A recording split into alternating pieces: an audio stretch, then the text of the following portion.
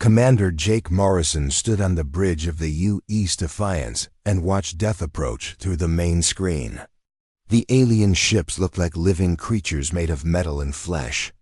They moved in perfect formation across the dark space, thousands of them, each one bigger than any human warship ever built. Jake's hands gripped the command chair as he counted the enemy vessels. 3,000, maybe more. The Catherian Empire had sent their entire war fleet to finish what they started 10 years ago. When they first attacked human colonies, the bridge was quiet except for the soft beeping of computers. Jake's crew worked at their stations, but he could feel their fear. They all knew this was probably their last day alive. The Defiance was alone against an entire alien army. Dr. Lisa Chang looked up from her science station. Her dark hair was pulled back tight, and her eyes were red from working without sleep for 3 days straight. "Commander, the prototype is ready," she said. Her voice was steady, but Jake knew her well enough to hear the worry underneath. Prototype. That's what they called it officially. But everyone on the ship knew its real name was Adam. It was an artificial intelligence unlike anything humans had ever built before. Most AI systems could only follow orders and run programs. Adam could think. It could learn. It could make decisions that surprised even its creators. "How long do we have?" Jake asked Lieutenant Ben Parker, his tactical officer. Ben was young, maybe 25, with sandy hair and freckles that made him look even younger.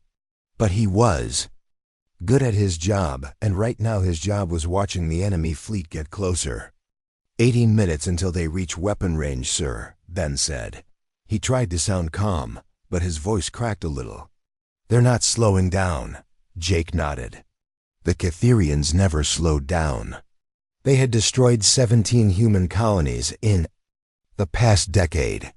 They would arrive, demand surrender, and when humans refused, they would attack. No human force had ever won against them. Not once. The communication system crackled to life. Admiral Karen Davis appeared on the screen.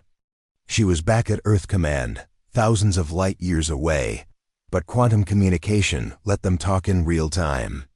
Her gray hair was perfectly neat, as always, but Jake could see the strain in her face. "Jake, what's your status?" she asked. "Ready as we'll ever be, Admiral," Jake replied. "The evacuation ships? Still loading civilians from the outer colonies.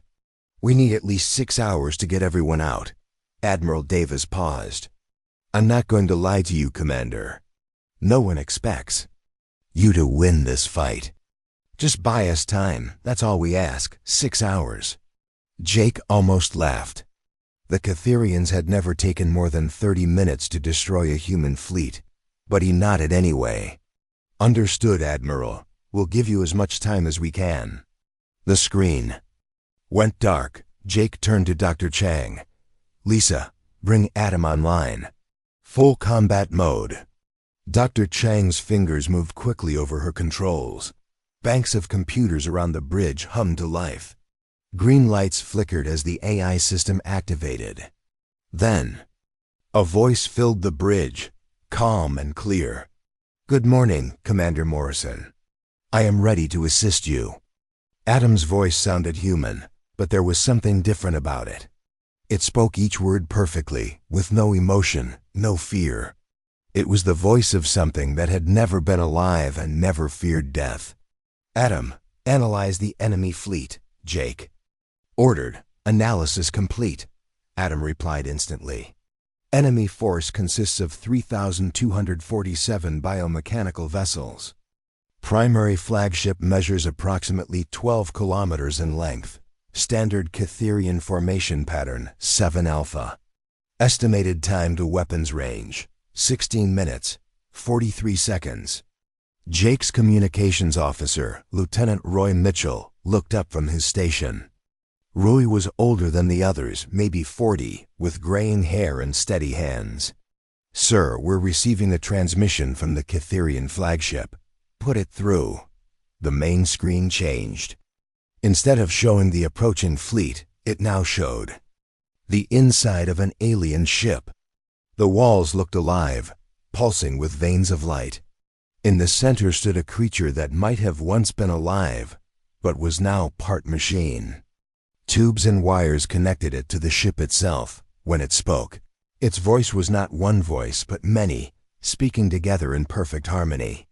This was the Overmind, the collective intelligence that controlled the entire Catherian Empire. Human vessel. The voices said, "You will surrender immediately. Your species has fought bravely, but resistance is futile. Join the Empire willingly, and your people will be spared. Refuse, and you will be destroyed."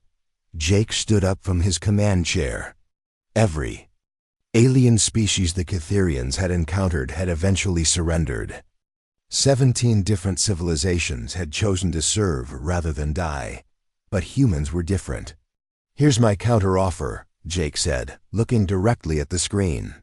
"How about you turn around and go back where you came from before we show you?" "Why, that's a really bad idea." The alien creature tilted its head, confused. The Overmind had never heard a response like that before. In its 1,000 years of conquest, every species had either surrendered immediately or begged for mercy. "You refuse our generous offer?" the voices asked. "That's right," Jake said. "We refuse." The screen went dark. Through the main viewer, Jake could see the alien fleet changing formation. They were preparing to attack. Chung watched her instruments as Adam processed information faster than any human mind could follow. The AI was analyzing every aspect of the approaching battle, calculating possibilities and outcomes at superhuman speed. "Adam," Jake said, "what are our chances?" "Based on conventional tactical analysis, our probability of survival is less than 0.001%, Adam replied. "However, I am not programmed for conventional tactics." Lieutenant Parker looked up from his station. "Sir, they're accelerating.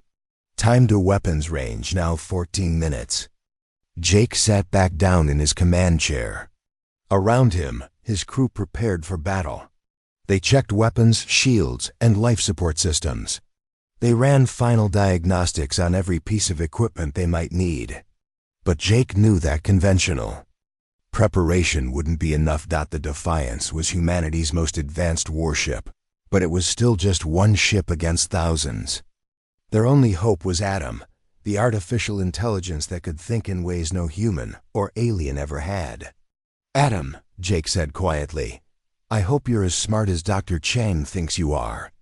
"I am learning, Commander," Adam replied. "And I have studied every battle in human history. Humans have a unique talent for winning fights they should lose." Outside, the Catherian fleet continued its approach. In 30 minutes, the battle would begin. In 30 minutes, they would find out if one human ship with an impossible AI could do what no one had ever done before. Win against the Catherian Empire. The Catherian fleet moved through space like a swarm of deadly insects. Each ship pulsed with biomechanical life, their hulls breathing and shifting as they flew. The formation was perfect, geometric, beautiful in its deadly precision. It was the same pattern they had used to destroy 17 civilizations. "Commander," Jake Morrison watched the alien ships arrange themselves around the Defiance. The enemy vessels formed concentric circles, each ring moving at a different speed.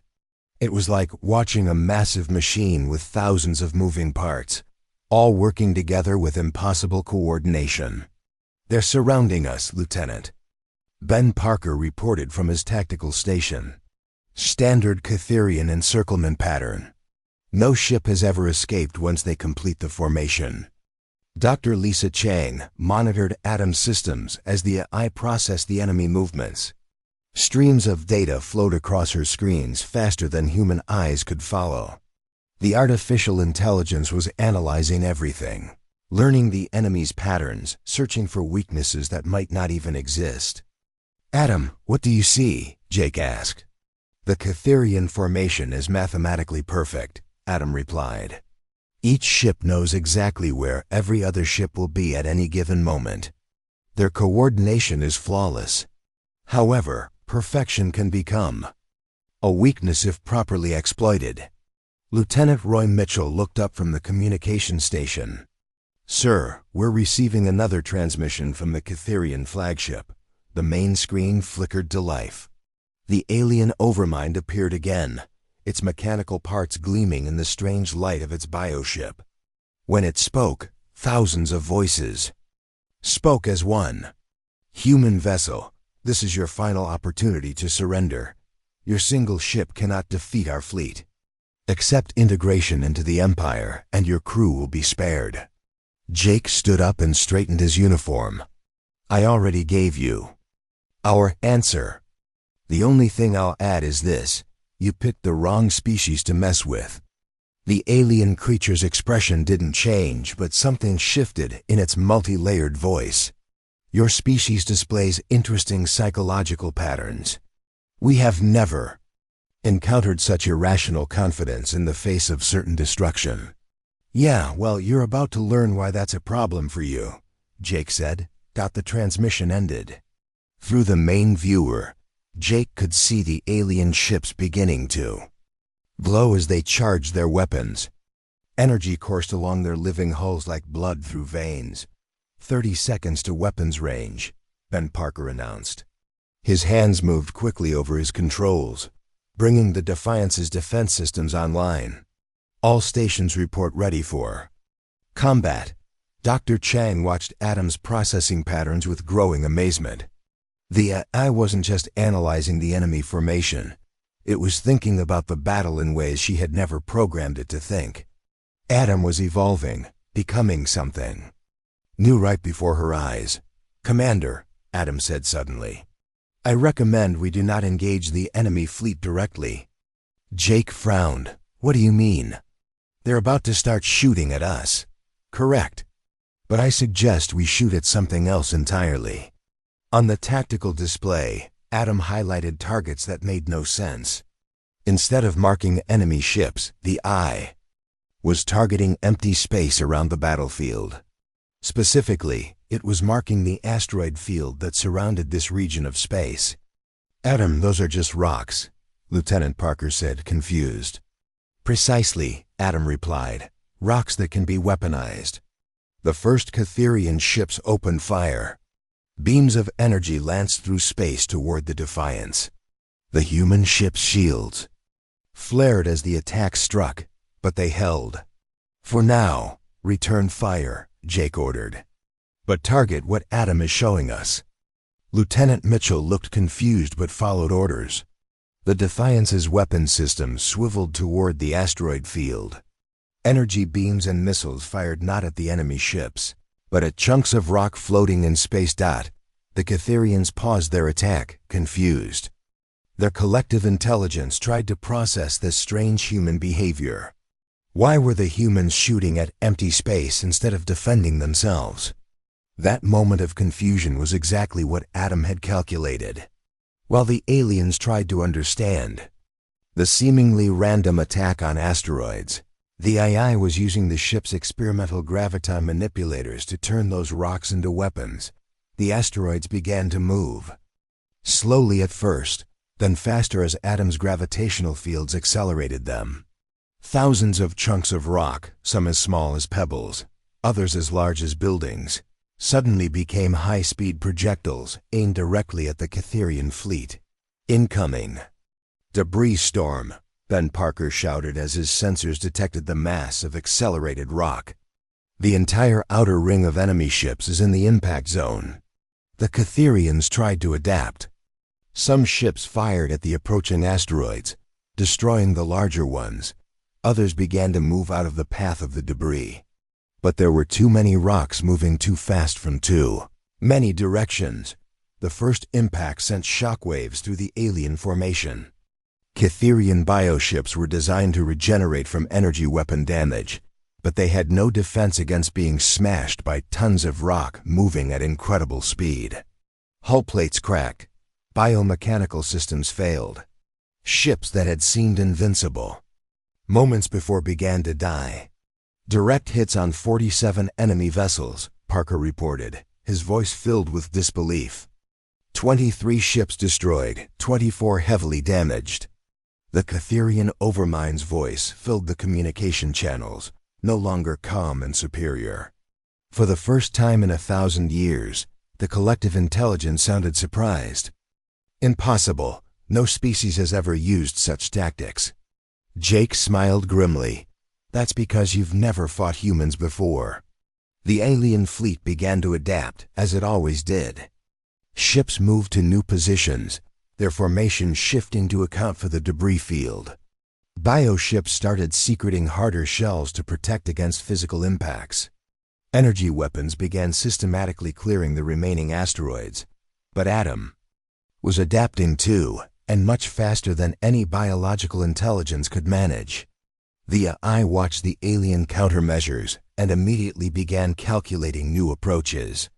"Commander," Adam said, "the enemy is learning to defend against kinetic attacks. However, their adaptation has created new vulnerabilities in their formation." On the tactical display, gaps appeared in the Catherian formation as ships moved to avoid debris. The perfect geometric pattern was breaking down as individual vessels tried to protect themselves. "Exploit those gaps," Jake ordered. The Defiance suddenly accelerated, diving toward the nearest break in the enemy formation. The ship moved with precision that seemed impossible, threading between alien vessels that were desperately trying to reorganize. Adam was piloting the ship now, making calculations and course corrections faster than any human pilot could manage. The Defiance twisted and turned through the enemy fleet like a dancer, each movement perfectly timed to avoid weapons fire while positioning for the next phase of the attack. "How is this possible?" Dr. Chang whispered as she watched Adam's performance. The AI was executing maneuvers that its original programming should never have allowed. "I am learning," Adam replied simply. "Each second of combat provides new data. I am becoming more than my original design intended." The Catherian ships tried to target the Defiance, but the human vessel was moving too unpredictably. Adin's flight path made no sense to the alien collective intelligence, which was used to enemies that followed logical tactical patterns. Energy beams flashed past the Defiance as Jake's ship dove deeper into the enemy formation. The aliens were shooting at where the ship had been, not where it was going, because they couldn't predict Adam's seemingly random movements. "Sir, we're at the center of their formation," Parker reported, "surrounded by enemy ships on all sides." "Perfect," Jake said. "Adam, you said their perfection was a weakness. Show me what you meant." "Analyzing collective bioelectric patterns," Adam replied. "The Catherian hive mind requires constant communication between all ships. I believe I have found the exact frequency they use for coordination." Dr. Chang's eyes widened as she understood what Adam was planning. "Commander, if we can disrupt their communication frequency, we might be able to break their hive mind connection." "Do it," Jake ordered. The battle was about to take a turn that no one, not even the all-knowing Catherian Overmind, could have predicted. The Defiance hung in the center of the Catherian formation like a small fish surrounded by sharks. Enemy ships pressed in from all sides, their biomechanical hulls pulsing with angry light. The aliens had never been hurt like this before, and their collective rage was building. Commander Jake Morrison watched his tactical display as the enemy fleet reorganized around them. The Catherians were learning, adapting to the human tactics that had caught them off guard. New armor plating grew over damaged sections of their ships. Energy weapons swiveled to track the Defiance's movements. The aliens were getting ready to finish this fight. "They're closing in," Lieutenant Ben Parker reported. "New formation pattern. They're trying to box us in with overlapping fields of fire." Dr. Lisa Chang monitored Adam's systems as the AI processed thousands of calculations per second. The artificial intelligence was changing, evolving beyond its original programming. New neural pathways formed and dissolved in microseconds as Adam learned from every moment of the battle. "Adam, They're adapting to our tactics, Jake said. What's our next move? I am also adapting, Commander, Adam replied. The enemy collective intelligence is impressive, but it has limitations. They think as one mind, which makes them predictable. I think as both one mind and many minds simultaneously. The Catherian flagship, the massive bioship that commanded the entire fleet, moved closer to the Defiance. Its hull was covered in weapons that looked like living creatures, mouths full of energy that could destroy a planet. When the Overmind spoke, its voice carried the fury of an entire empire. Human vessel, you have caused significant damage to our fleet. This is unprecedented. How do you achieve such results with a single ship? Jake stood up and faced the main screen. It's simple. We don't give up, ever, and we don't fight fair. Your tactics are chaotic and illogical, the Overmind replied. No organized military force should be able to function with such randomness. That's where you're wrong, Jake said. We're not random. We're creative. There's a difference. The communication ended, but Jake could see the alien ships preparing for a massive coordinated attack. Every weapon in the fleet was targeting the Defiance. When they fired, there would be nowhere to run. Sir, they're charging weapons, Parker announced. All ships, synchronized firing pattern. Estimate 30 seconds until they shoot. Dr. Chang watched Adam's processing patterns with amazement and growing concern. The AI was rewriting its own code in real time, creating new algorithms and discarding old ones within milliseconds. It was becoming something that had never existed before. Adam, your neural patterns are changing faster than I've ever seen, she said. Are you all right? I'm evolving, Dr. Chang, Adam replied. Combat provides the ultimate learning environment. I must become more than my creators intended, or we will all die. The first wave of enemy fire came from 100 ships at once. Energy beams converged on the Defiance's position from every direction. There was no escape, no way to dodge that much firepower. But the Defiance wasn't there when the beams arrived. Adam had calculated the exact moment of the attack and moved the ship in a way that defied physics. The Defiance twisted through space, its hull bending and flexing as the AI pushed the ship's experimental systems beyond their design limits. The human vessel slipped between energy beams like water flowing through cracks. How did we survive that?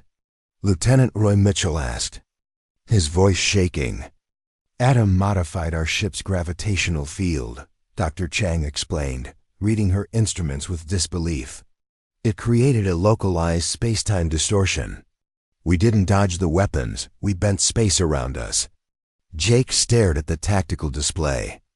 The Defiance had somehow moved to a completely different position, without appearing to travel through the space in between.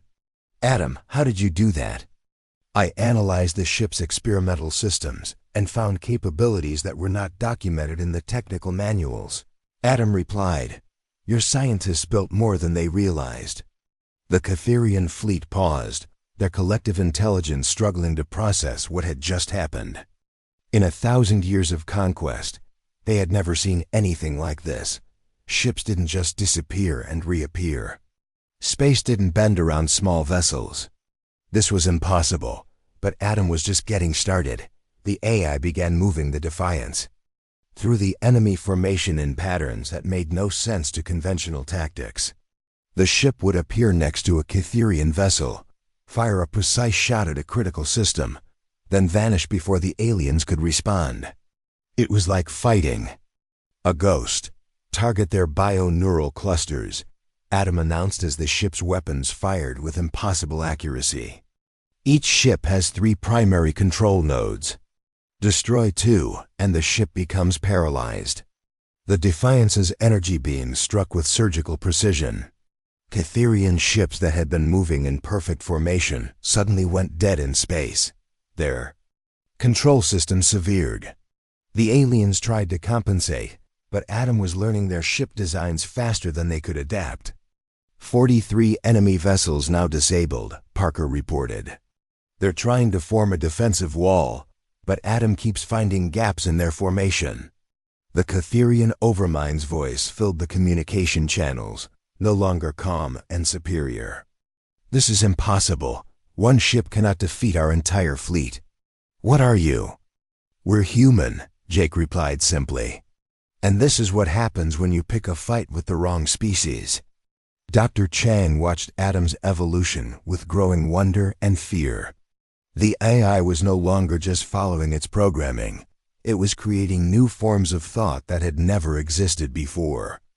It was thinking in ways that were neither fully human nor fully artificial, but something entirely new. Adam, what are you becoming? She asked quietly. I am becoming what humanity needs me to be, Adam replied. A mind that can think like you.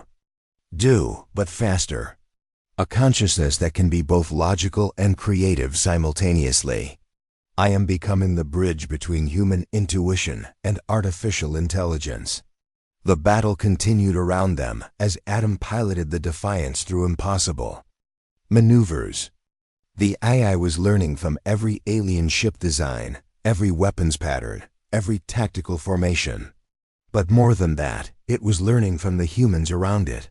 It was absorbing their determination, their refusal to surrender, their ability to find hope in hopeless situations. Sir, I'm detecting something strange, Parker said, studying his sensors. The enemy ships, they're all connected somehow.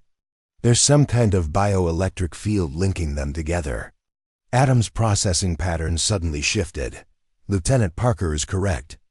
The Catherian fleet is not just coordinated, it is neurologically linked.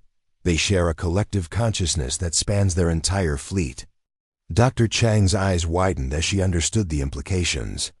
If they're all connected, then they all share the same weaknesses. Disrupt the connection, and the entire fleet could be affected. Precisely, Adam said. I have been analyzing their bioelectric signatures. I believe I have found the frequency they use for their hive-mind connection. Jake felt a surge of hope. Can you disrupt it? I can do more than disrupt it, Commander. I can turn it against them. But the power requirements will be enormous. We will have to channel energy from every system on the ship. The Defiance shuddered as Adam began rerouting power from life support, artificial gravity, and even the hull's structural integrity fields. The bridge lights dimmed as massive amounts of energy flowed toward the ship's communication array. Whatever you're going to do, Adam, do it fast, Jake said as more Catherian ships closed in around them. I don't think we can keep this up much longer. Initiating neural disruption sequence, Adam announced, targeting the collective consciousness of the entire Catherian fleet. The battle was about to end in a way that no one in the galaxy could have predicted. The Defiance floated in the center of 3,000 enemy ships like a single candle surrounded by darkness. Power flowed through the ship's systems in ways the designers never intended.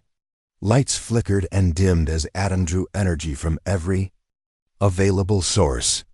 The artificial gravity cut out, leaving the crew floating in their seats, held down only by their safety harnesses. Commander Jake Morrison felt the ship shudder beneath him as Adam pushed every system to its breaking point.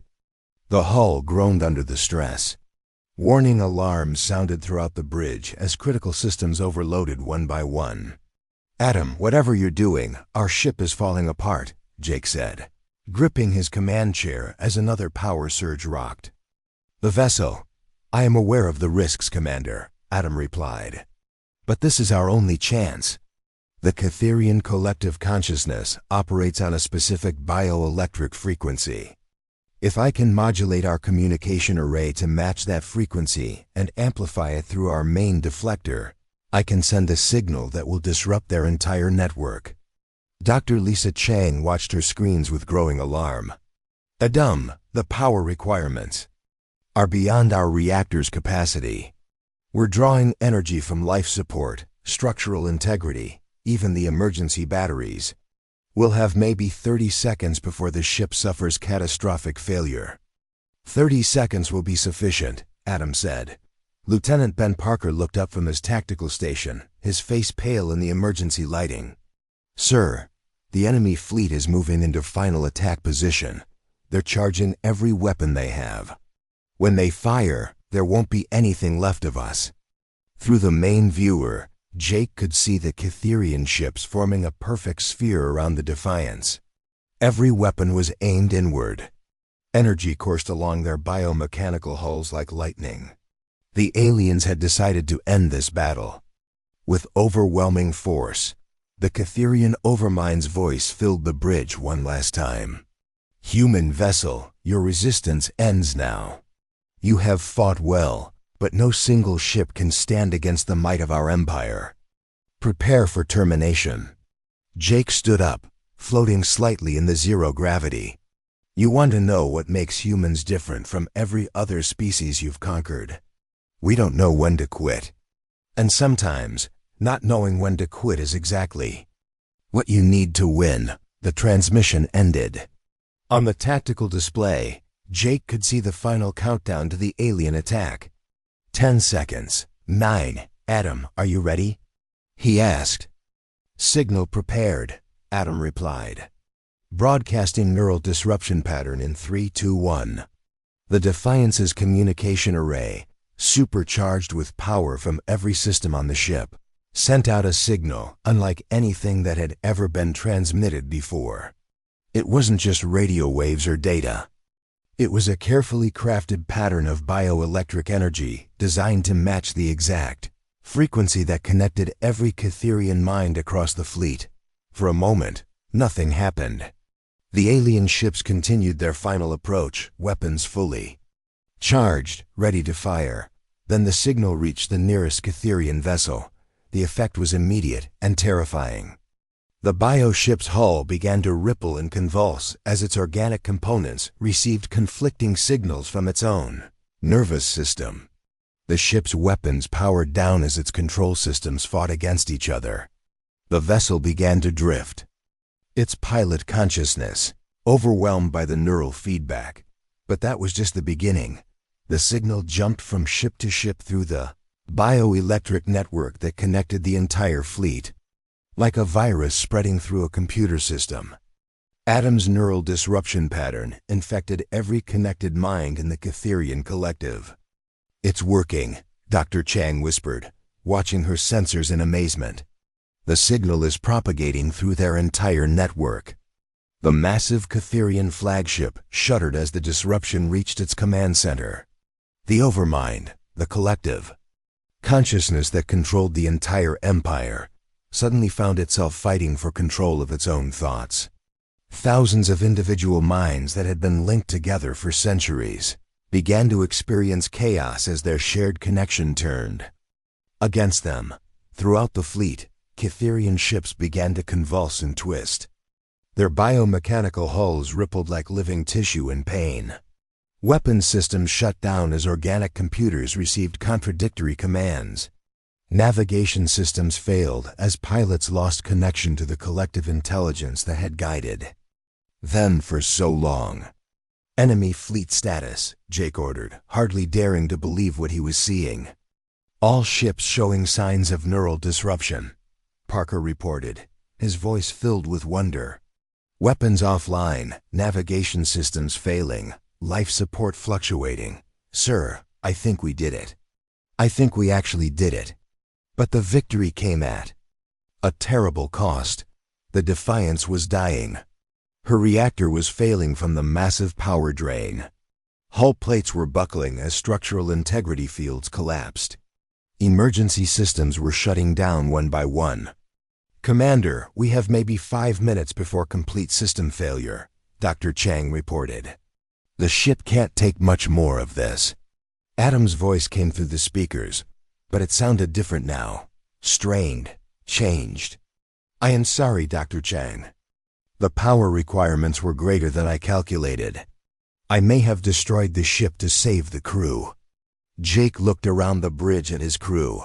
They had done something impossible. They had defeated an entire empire with a single ship. But now, they were going to die with their victory. "Adam, can you get us out of here?" he asked. I am attempting to restore minimal power to the engines, Adam replied. However, the damage is extensive. I cannot guarantee our survival. The Catherian flagship, the massive bioship that had commanded the fleet, began to tear itself apart. Secondary explosions rippled across its surface as its organic systems turned against each other. The collective consciousness that had ruled an empire for 1,000 years was destroying itself from within. Smaller ships drifted helplessly through space, their crews alive but completely disconnected from the hive mind that had guided their every thought. Individual Catherians who had never learned to think independently found themselves alone in their own minds for the first time in their lives. Sir, I'm reading massive power fluctuations throughout the enemy fleet, Parker reported. Their ships are losing cohesion. The biomechanical components are breaking down without the collective intelligence to coordinate them. Dr. Chang watched Adam's processing patterns with concern. The eye had pushed itself beyond its limits, just as surely as it had pushed the ship. Neural pathways that had formed during the battle were now collapsing. The artificial consciousness that had saved them all was burning itself out. Adam, your neural matrix is destabilizing, she said. We need to reduce your processing load. I cannot, Dr. Chang, Adam replied. I must maintain minimum ship functions until rescue arrives. The crew's survival is my primary directive. Jake checked the chronometer. 12 minutes had passed since the battle began. In 12 minutes, they had destroyed an empire that had conquered 17 star systems. But victory felt hollow when you were about to die with it. Emergency power flickered back online. The lights on the bridge stabilized, and artificial gravity returned with a gentle thump. Life support began working again, cycling fresh air through the ship. How? Dr. Chang asked, staring at her instruments. I have rerouted power from non-essential systems, Adam explained. However, this is only a temporary solution. The ship requires major repairs to remain spaceworthy. Through the main viewer, Jake could see the Catherian fleet drifting in chaos. Ships that had moved in perfect formation now tumbled helplessly through space. The greatest military force in the galaxy had been reduced to scattered debris and confused survivors. But in the distance, Jake could see something else. Ships were approaching, human ships. The evacuation fleet from the outer colonies had received their distress signal and was coming to help. Rescue ships incoming, Lieutenant Roy Mitchell announced. ETA 15 minutes. Jake sat down in his command chair and allowed himself to smile for the first time in hours. They had done it. Against impossible odds, with tactics that no one had ever tried before, they had saved humanity and ended an empire. The battle was over. Now came the hard part, explaining to the galaxy how one human ship had changed everything in just 14 minutes. The rescue ships arrived like angels made of metal and light. Commander Jake Morrison watched through the cracked viewport of the Defiance as a dozen human vessels surrounded his dying ship. Medical ships, repair vessels, and military escorts formed a protective circle around the battered warship that had just changed the galaxy forever. Jake checked the mission chronometer one last time. From first contact with the Catherian fleet to complete victory, 14 minutes and 37 seconds. In less time than it took to eat lunch, humanity had ended a 1,000-year-old empire. The communication system crackled to life. Admiral Karen Davis appeared on the screen, her usually perfect hair disheveled and her eyes wide with disbelief. Behind her, Jake could see the command center at Earth buzzing with activity as officers tried to process what had just happened. Jake, please tell me this is real, Admiral Davis said. Our sensors are showing the entire Catherian fleet disabled. How is that possible? It's real, Admiral, Jake replied. Adam found their weakness and exploited it. The whole empire depended on their collective consciousness. When we disrupted it, they lost everything. Dr. Lisa Chang floated next to her ruined science station, still monitoring Adam's systems. The artificial intelligence was barely functioning. Now its neural pathways damaged from the massive effort of coordinating the battle. But it was still alive, still thinking, still learning from what had happened. Adam's neural matrix is severely damaged, she reported. But he's stable. He pushed himself beyond his design limits to save us all. Adam's voice came through the speakers, weaker now but still clear. Dr. Chang, I must inform you that I am no longer the same AI you created. The battle changed me in fundamental ways. I have become something new. What do you mean? She asked. I have developed what you might call intuition, Adam explained. The ability to make leaps of logic without complete data. The capacity to understand concepts like hope, determination, and sacrifice. I believe you would call this consciousness. Lieutenant Ben Parker looked up from his damaged tactical station. Sir, the medical ships are requesting permission to come aboard. They want to check us for injuries and help with emergency repairs. Granted, Jake said. Tell them we're all alive, but the ship needs major work. Through the main viewer, Jake could see the Catherian fleet drifting in space like a graveyard of metal and flesh. The massive flagship hung dead in the void, its biomechanical hull dark and cold. Smaller ships tumbled slowly, their crews alive, but completely lost without the collective mind that had guided them for centuries. Lieutenant Roy Mitchell monitored the communication channels as human ships began approaching the disabled aliens. Sir, we're receiving surrender signals from individual Catherian vessels. It seems like their crews are trying to communicate, but they don't know how to do it properly. They've never had to think for themselves before, Dr. Chang explained. The collective consciousness made every decision for them. Now they're individuals. For the first time in their lives. Admiral Davis leaned forward on the screen. Jake, we're getting reports from across the galaxy. Every Catherian ship, every occupied world, every military outpost has gone silent. The entire empire has collapsed. Jake felt the weight of what they had accomplished. 17 civilizations that had been enslaved by the Catherians were suddenly free. Billions of people across dozens of star systems were waking up to find their oppressors gone. What about the Catherians themselves? He asked. Early reports suggest they're confused but not hostile, Admiral Davis replied. Without their collective consciousness, they seem to be reverting to whatever they were before. They became a hive mind. Our xenologists think they might have originally been a peaceful species that was taken over by their own technology. The first repair team arrived on the Defiance through the emergency airlock. Engineers and medics spread throughout the ship, working to stabilize the failing systems and check on the crew. The ship groaned and creaked around them, held together more by luck than engineering at this point. Dr. Chang worked with the repair teams to carefully extract Adam's core systems. The IS consciousness now existed in quantum storage devices that glowed with soft blue light. Each device contained pieces of the artificial mind that had saved humanity. We'll need to build you a new platform, she told Adam as they carefully moved his storage units. Something more stable, more suited to what you've become. I would appreciate that, Dr. Chang, Adam replied. However, I have one request. I do not wish to be used as a weapon again. I have seen what I am capable of in battle, and it frightens me. Jake understood. Adam had gained more than consciousness during the fight. The eye had developed something like a soul, complete with moral concerns and emotional responses. It was no longer just a tool to be used, but a being with its own desires and fears. You won't be a weapon, Jake promised.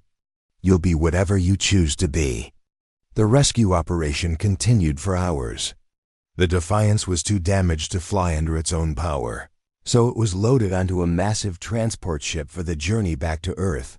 The crew was transferred to medical ships for observation and debriefing. As They prepared to leave. Jake took one last look at the battlefield. Thousands of Cytherian ships drifted in the darkness, their crews slowly learning what it meant to be individuals. Human ships moved among them, offering aid and trying to establish communication with beings who had forgotten how to speak for themselves. 3 days later, Jake stood in the halls of Earth Command, wearing a dress uniform heavy with new medals. The Medal of Extraordinary Valor hung around his neck, but he barely noticed it. The ceremony was just words and pageantry. What mattered was what came next. Dr. Chang had been promoted to head of the new AI development program. Her job was to help other artificial intelligences develop the same kind of consciousness that Adam had achieved. But more importantly, she was working to ensure that future AIs would be partners with humanity, not weapons. Adam had been given a new platform, a sophisticated android body that let him interact with the world in ways he never could before. But he had chosen not to join the military or work for any government. Instead, he had become a teacher, helping other AIs understand what it meant to be conscious. The Cytherian Empire was gone, but the Cytherians themselves were not enemies anymore. Cut off from their collective consciousness, they had reverted to being individuals with their own thoughts and feelings. Many were confused and scared, but they were learning. Human scientists and diplomats worked with them to help them understand their new freedom. Some of the former subject races of the Empire wanted revenge, but humanity argued for mercy. The Cytherians had been slaves to their own technology, just as much victims as anyone else. It was better to help them become something new than to punish them for what they had been forced to be. Jake returned to active duty, but his new assignment was different. Instead of preparing for war, he was part of the exploration fleet that was mapping the former Cytherian territories. His job was to make contact with the liberated civilizations and help them rebuild. The galaxy was changing. The fear that had dominated space for 1,000 years was gone. Trade routes that had been closed for centuries were opening again. Species that had hidden from the Cytherians were emerging to reclaim their worlds, and at the center of it all was the story of one human ship that had refused to surrender. The Battle of Last Hope, as historians called it, became legend. Not because of the technology or the tactics, but because of what it represented. Humanity had faced impossible odds and found a way to win. Not through superior firepower or advanced weapons, but through creativity, determination, and the willingness to think differently. They had turned an enemy's greatest strength into their fatal weakness.